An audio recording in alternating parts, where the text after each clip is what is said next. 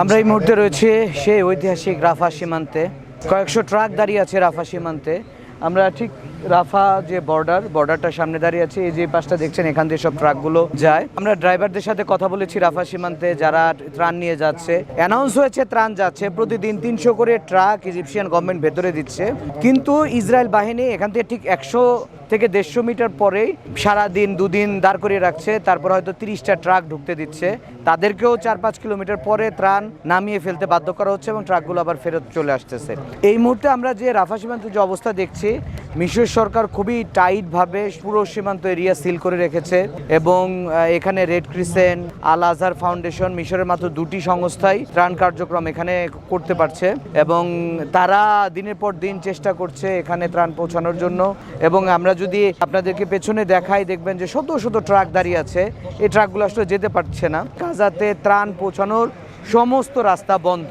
বলা হচ্ছিল যে ত্রাণ যাচ্ছে, কিন্তু আমরা সরজমিনে এসে আমরা রাফা সীমান্তে, ইসরায়েল সীমান্তে এসে যেটা দেখছি সেটা হচ্ছে, আপনি দেখুন এই মুহূর্তে কোনো ট্রাক যাচ্ছে আসছে না।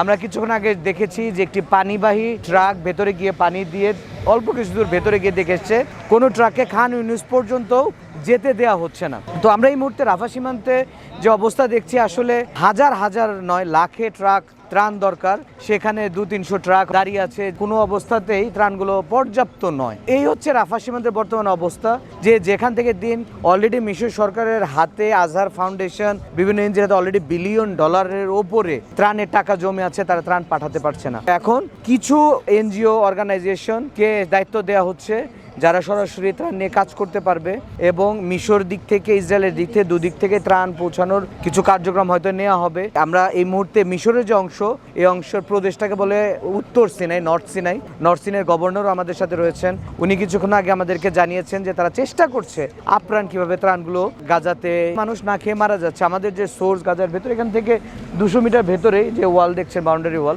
200 মিটার ভেতরে যে গাজার যে সোর্স, এখানে হাজার হাজার না, লাখে লাখে মানুষ অপেক্ষা করছে ত্রাণের জন্য, কিন্তু ত্রাণ তাদেরকে দেয়া যাচ্ছে না। এই হচ্ছে অবস্থা এখানকার সীমান্তের। মিশরের রাফা বর্ডার থেকে, গাজা সীমান্ত লগ্ন রাফা বর্ডার থেকে উজ্জ্বল হোসেন খান, সময় সংবাদ।